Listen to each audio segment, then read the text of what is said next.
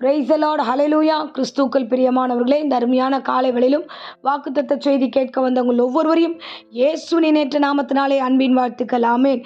தேவனுடைய கிருபையினால நாம் இந்த ஆண்டு 11 மாதங்கள் நாம் தாண்டி வரும்படி கர்த்தர் கிருபை செய்திருக்கிறார். இந்த புதிய மாதத்திலும் கர்த்தருடைய தயவும் கிருபையும் நம்மோடு கூட இருக்க போறதுக்காக நன்றி செலுத்துவோம். பாருங்க, எவ்வளவு ஆச்சரியமான தேவன் நம்ம எவ்வளவு பத்திரமாய் பாதுகாத்து நம்மை நடத்துகிறார். அவர் நடத்துவதற்கு மேன்மையோ அந்த இடத்துல தகுதியானவர்களோ நாம் கிடையாது. ஆனால் நம்மை கர்த்தர் பத்திரமாய் நடத்தினார். இந்த வருடங்களில் எத்தனையோ பேர் நம்மோடு பயணித்தவர்கள், ஆரம்பத்தில் இருந்தவர்கள் இன்றைக்கு நம்ம கூட பயணத்தில் இல்லை. ஆனால் இன்றைக்கு உங்களையும் என்னையும் அந்த பயணத்தில் தொடர்ந்து வைத்திருக்கிறார். தேவ சமூகத்தில் நிலைத்திருக்கும்படியாய், சபையில் நிலைத்திருக்கும்படியாய் என் தேவனாகிய கர்த்தர் உங்களை வைத்திருக்கிறார். தேவன் தாமே உங்களை ஒவ்வொருவரையும் ஆசீர்வதிப்பாராக. ஆமென், அல்லேலூயா.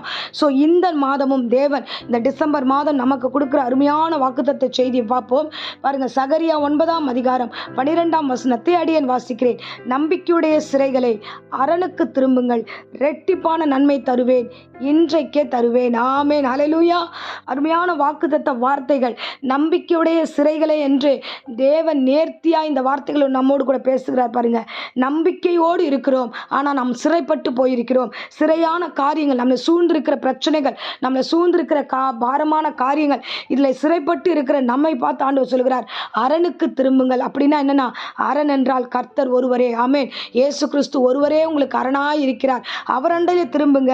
எந்த சூழ்நிலையிலும் இடராதபடிக்கு ஆண்டவர் சமூகத்தில் நீங்கள் வரும்பொழுது அவர் உங்களை ஆசீர்வதித்து இந்த சிறையிருப்பில் இருக்கிற உங்களை இரட்டிப்பான நன்மைகளை தரும்படி கர்த்தர் உங்களை ஆசீர்வதித்து நடத்த போகிறார். ஆமென், அல்லேலூயா. இரட்டிப்பான நன்மை தருவேன், அது இன்றைக்கே தருவேன் என்று சொன்ன தேவன் அல்லவா? தேவன் நமக்கு நன்மையானவைகளை தருவார், நன்மையான காரியங்களை செய்வார். பாருங்க, வசனத்தில் நம்ம மேற்கொண்டு வாசிக்கும் போது, சிறைகளே நீங்கள் கடந்து வந்த பாதைகள்.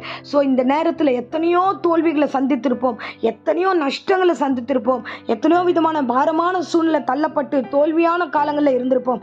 ஆனால் அந்த சிறையிருப்பை கர்த்தர் மாற்றுகிறேன் என்று சொல்கிறார். இஸ்ரவேல் ஜனங்கள் சிறையிருப்பில் போய் விழுந்து கிடந்த பொழுது ஆண்டவர் எனக்கு எப்பொழுது விடுதலை தருவார் என்று அவர்கள் காத்திருந்தார்கள்.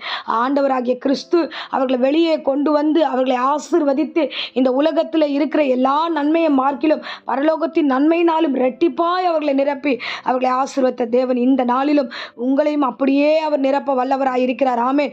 கடந்த தோல்விகள், கடந்த நஷ்டங்கள், கடந்த நாட்கள் வந்த எல்லா பாரங்களையும் கர்த்தர் எல்லாவற்றையும் மாற்றி உன்னையும் உன் குடும்பத்தையும் ரட்சிப்பாய் கர்த்தர் நடத்த வல்லவராய் இருக்கிறார். நீங்கள் கொஞ்சம் சிந்திச்சு பாருங்களேன்.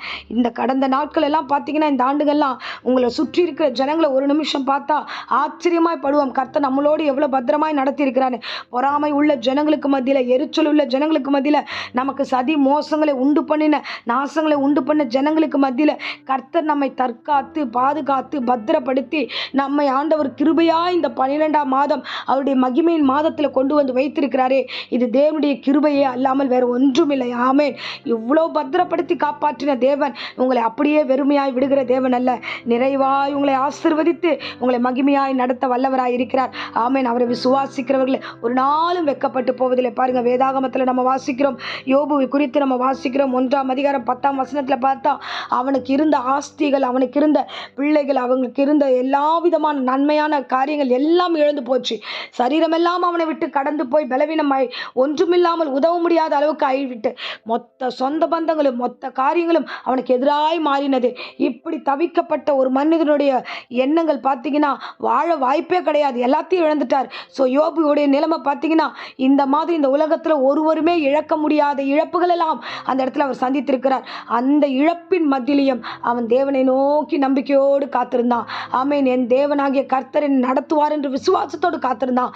அந்த தேவனே அவனை அப்படியாய் ஆசீர்வதித்தார். பாங்க, அதே அதிகாரத்தில் நம்ம தொடர்ந்து நம்ம வாசிக்க ஆரம்பிச்சோம்னா, நீங்க 42ஆம் அதிகாரத்தில் ஆண்டவராகிய கிறிஸ்து 10ஆம் வசனம் சொல்லுகிறது, கர்த்தர் யோபுவின் சிறையிருப்பை திருப்புகிறார், திருப்பும் போதே அவனை இரட்டத்தனையாய் ஆசீர்வதித்தார் என்று வேதம் சொல்லுகிறது. எதுல இழந்தான், எந்த நஷ்டம் அடைந்தது, எந்த காரியம் இந்த வேளையில தோல்வியாய் முடிந்தது, எந்த இடத்துல வெக்ஸா எந்த காரியமும் நடக்கலையேன்னு விழுந்தீங்களோ அது எல்லாத்தையும் கர்த்தர் ரெட்டிப்பாய் தர வல்லவராய் இருக்கிறார்.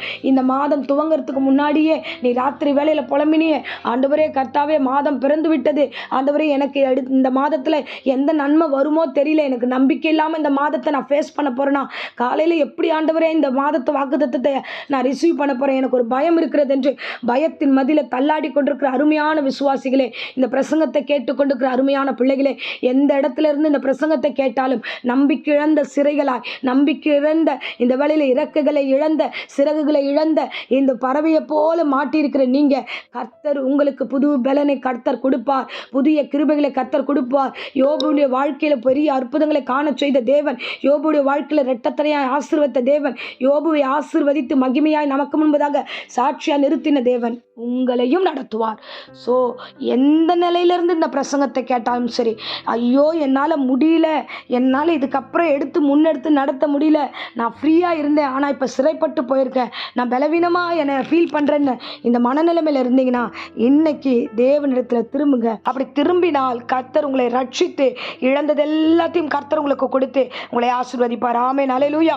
வேதாகமத்தில் லூக்கா 8ஆம் அதிகாரத்தில் பெரும்பாடுள்ள ஸ்திரீயை குறித்து வாசிக்கிறோம். அந்த மகளுக்கு ஏற்படுகிற பலவீனம் இரத்த போக்கினால மிகவும் உடைந்து போய் பலவீனம் அடைந்து சரீரம் முழுவதும் பலவீனம், சரீரம் முழுவதும் அவளால் எதையுமே செய்ய முடியாத ஒரு சூழ்நிலை. அந்த நேரத்தில் அவள் பணங்களை வைத்திருந்தா, நிறைய வசதி வாய்ப்போடு இருந்தவ போய் எல்லார்கிட்டையும் போய் வைத்தியரெல்லாம் பார்த்து செலவழித்தும் ஒரு பிரயோஜனமும் இல்லாமல் அந்த வியாதியோடவே அந்த சிறையிருப்போடவே அவள் வாழ்ந்து கொண்டிருந்தாள். கர்த்தரை அறிந்தாள், தேவனை அறிந்தாள், இயேசு வருகிறார் என்று புரிந்து கொண்டு ஓடிப்போய் இயேசுடைய வஸ்திரத்தை தொட்டால் சுகம் வரும் என்று விசுவாசித்தாள். அந்த விசுவாசத்தின் பேர்லேயே போய் அந்த சரீரத்தை தொட்டாள். தொட்ட மாத்திரத்தில் கர்த்தரிடத்திலிருந்து வல்லமை வந்தது, இயேசுவிடத்திலிருந்து வல்லமை வந்து அந்த மகளை சுகப்படுத்தினது. ஆமென், அல்லேலூயா. இயேசு ஆனவர் திரும்பி பார்த்து என்னை தொட்டது யார் என்று கேட்டார். கேட்டபோது அவங்க சொன்னாங்க, எல்லாரும் சுற்றி இருக்கிறாங்க. ஆண்டவரே, உங்களை சுற்றி இவ்வளோ பேர் இருக்கிறாங்களே. நான் இல்லை, நம்பிக்கையோடு ஒருத்தவங்க என்னை தொட்டிருக்காங்க, அவங்க மூலயமா என்னிடத்துலேருந்து ஒரு வல்லமை போயிருக்கிறது என்று சொன்னார். உடனே அவள் சொல்கிறா, ஐயரே, நான் தான் ஆண்டவரே, நான் தான் உங்களை தொட்டது என்று சொல்லி ஆண்டவர்கிட்ட வந்து ஒரு சாட்சியை ஷேர் பண்ணுறேன். அதுதான் அங்கே அருமையானது. தொட்ட உடனே ஆண்டவரே, அங்கே எனக்கு சொஸ்தமானேன், நான் சுகம் பெற்றுக்கொண்டேன், என் உதரம் நின்றது, என்னை ஆசீர்வதித்தீர் ஆண்டவரே என்று சொல்லி சாட்சி கொடுத்து தேவ சமூகத்தில் தன்னை காண்பித்தாள். உடனே இயேசு சொன்னார், மகளே, உன் திடன்கொள், உன் விசுவாசம் உன்னை ரட்சித்தது. ஆமென், அல்லேலூயா.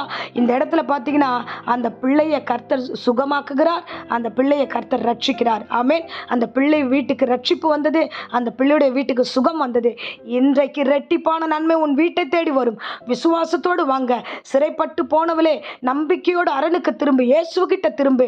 திரும்பினால் எந்த இடத்துல இருந்து நீங்கள் திரும்புகிறீர்களோ அந்த இடத்துல இருந்து சுகம் உங்கள் வீட்டை தேடி வரும். சுகபல ஜீவனை கர்த்தர் கொடுத்து உங்களையும் உங்கள் பிள்ளைகளையும் கர்த்தர் ஆசீர்வதித்து நடத்துவாராக. ஆமென்.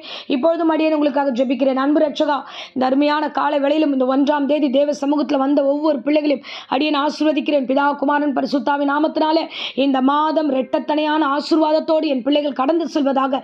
இந்த மாதம் முழுவதும் தேவைப்படுகிற எல்லா தேவைகளையும் சந்தித்து ஆசீர்வதிங்க. சுகத்தை பலத்தையும் ஆண்டவரை கூடுதலாக கொடுத்து வழி நடத்துங்க. வீட்டை ஆசீர்வதியும், வியாபாரத்தை ஆசீர்வதியும், வேலை ஸ்தலத்தை ஆசீர்வதியும், போக்குவரத்தையும் ஆசீர்வதியும். கர்த்தர் கூடவே இருந்து பலப்படுத்தும்.